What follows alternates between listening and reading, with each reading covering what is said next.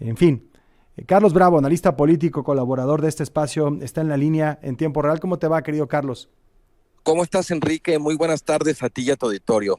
Pues yo creo que todos estamos tratando de armar las piezas de la manera más seria, bueno, no sé si todos, pero la mayoría estamos tratando de armar las piezas de este rompecabezas de la forma más seria y profesional posible para tener muy clara la información. Me refiero sobre todo a la respuesta que hemos tenido por parte de las autoridades, como en dos velocidades, ¿no? Una forzando la primera, ahí sí, no, sí suelto el control, no lo suelto, y otra, con algunas contradicciones muy evidentes. Mira, déjame incluso añadir otra, pues no sé si contradicción, pero al menos un dato asombroso, que fue el cambio de historia que nos llegaba de Paraguay.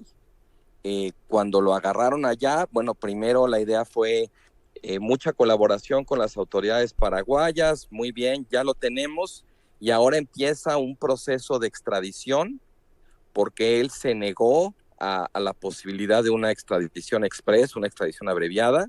Entonces se hará el trámite tradicional que puede tomar alrededor de 6 meses, o sea, el lenguaje de, bueno, pues es un tema de trámite, de procedimiento, ¿no? De leyes, y de pronto en menos de 24 horas ya viene en camino a México, porque súbitamente la autoridad paraguaya se dio cuenta de que en realidad no había entrado legalmente al país y entonces pudo activar la alternativa pues directamente de expulsarlo. Para mí fue muy raro que primero tuviéramos el lenguaje de la extradición y luego el de la expulsión. Me parece inconcebible que la autoridad paraguaya no haya sabido cuál era el estatus migratorio de Bermúdez Requena a la hora que estuvo explorando la alternativa de la extradición.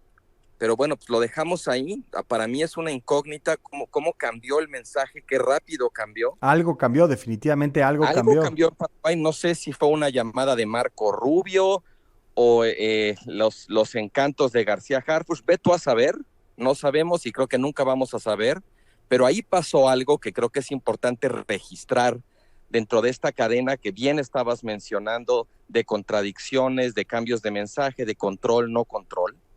Yo creo que es muy importante también, Enrique, al tratar de armar este rompecabezas, que estemos muy conscientes de lo que significa la figura de Hernán Bermúdez Requena, porque me parece que en este personaje encarna el concepto de la gobernanza criminal, que de pronto usamos mucho a la hora de estar hablando del crimen organizado, que de pronto se vuelve imposible trazar una línea donde empieza la autoridad y donde termina el crimen o viceversa. Hay una zona gris ahí donde el gobierno gobierna criminalmente o donde los criminales ya están gobernando, ¿no? Todo lo que sabemos en torno a su papel dentro del cártel de la Barredora y sus vínculos con el cártel Jalisco Nueva Generación, ubican a este personaje en un lugar particularmente delicado, no nada más en términos jurídicos, en términos políticos. Y esto me lleva, digamos, habiendo hecho esa apreciación, me lleva también a decir que hay que poner mucha atención no nada más en los cargos que se le fincan, en cómo se conduce su proceso, sino también, como estabas tú anticipando, en cómo se comunica. A mí me parece particularmente peligroso irnos con la hipótesis de la manzana podrida, de que no, pues ese señor se corrompió, bueno, pero era secretario de seguridad y de dos gobernadores, uno que se vino a ser secretario de gobernación, luego precandidato presidencial, y todavía al día de hoy, a pesar de la gravedad de estos señalamientos, sigue despachando como jefe de bancada de Morena en el Senado, y otro señor del que casi no hablamos, pero que también es importante, que fue su sucesor en la gubernatura, Carlos Merino, que todavía al día de hoy es funcionario en el gabinete de Claudia Sheinbaum. Sí, No ha habido ningún intento, digamos, de asumir una responsabilidad política y por el bien de la investigación separarse del cargo, ¿eh? sí, y qué estado, ¿no? Porque no es solamente que fue secretario de seguridad, que no es cosa menor. fue secretario de Seguridad de Tabasco, el estado en donde se gestó la trayectoria política del expresidente López Obrador, en donde pues uno supone tiene las redes, la infraestructura política más importante. De eso te pregunto al regresar de la pausa. Ya estamos de regreso en tiempo real en conversación con Carlos Bravo, regidor. Platicábamos, Carlos, de esta idea de la gobernabilidad criminal, ¿no? Gobiernos que operan de forma criminal o criminales que operan ya como gobierno. Y esto obviamente en el contexto de la detención de Bermúdez Requena y su traslado hacia nuestro país. Decía, no es cualquier estado, además, en donde ocurre este asunto, ¿no? Es el estado de Tabasco, un lugar absolutamente central en la historia política del expresidente y del movimiento de la Cuarta Transformación. Y de lo que antes solía denominarse la camarilla de López Obrador, el famoso Grupo Tabasco. O sea, yo creo que aquí es muy importante darnos cuenta de lo peligroso que sería incurrir en la ingenuidad de que este señor pudo hacer todo lo que pudo hacer él solito. Yo creo que ya hemos acumulado suficiente experiencia, Enrique, con escándalos de corrupción, escándalos de narcopolítica, como para volver a caer en el error de la manzana podrida. La corrupción no es nada más un tema de deshonestidad personal. La corrupción y en este caso particular la complicidad criminal es un sistema, es una red que tiene que ver desde luego con personas, digamos, deshonestas, inmorales, pero tiene que ver sobre todo con un entorno habilitante que permite esto o que incluso lo incita.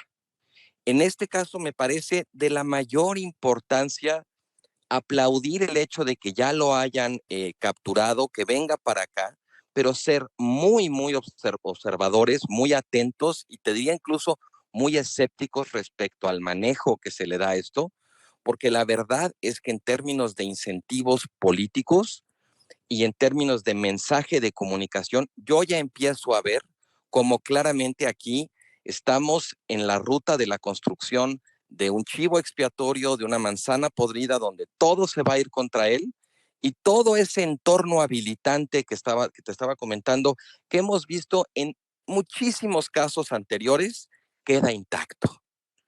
Esta es una prueba de fuego. Si es cierto que la presidenta quiere ir a fondo, no podemos quedarnos nada más con la figura o la defenestración de Bermúdez Requena. Él es la cabeza visible, pero de una red, de un sistema que necesita ser desmantelado más allá del proceso jurídico que se le siga personalmente a él en lo individual.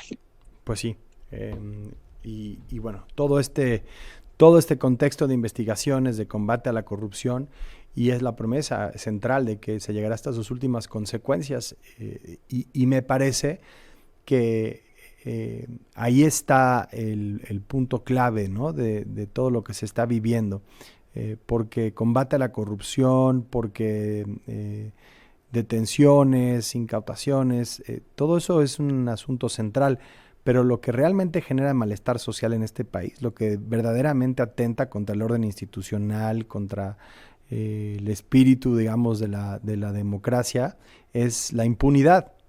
Y creo que cuando se habla de llegar hasta las últimas consecuencias, pues es justamente eso, el combate a la impunidad, que en términos además muy prácticos es el principal riesgo, la principal amenaza que enfrenta la seguridad nacional, la seguridad pública. ¿Cuántas veces hemos escuchado esa promesa, Enrique? O sea, aquí hablamos de Lozoya, hablamos de estafa maestra, hablamos de Ayotzinapa, o sea, se pueden llenar volúmenes enciclopédicos de casos donde hemos escuchado eso mismo, no habrá impunidad, el peso de la ley hasta donde llegue, y a la hora de la hora nos quedamos ahí con una carita visible, este es el malo, y dejamos intocado todo lo demás.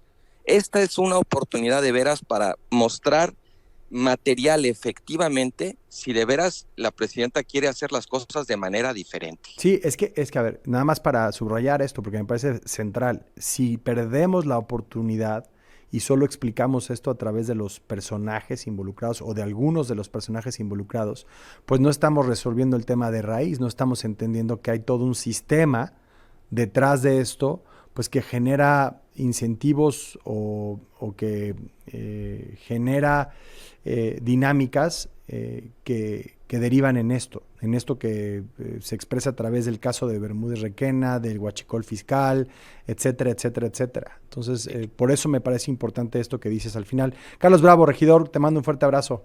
Otro para ti, Enrique. Buen fin de semana. Muy buen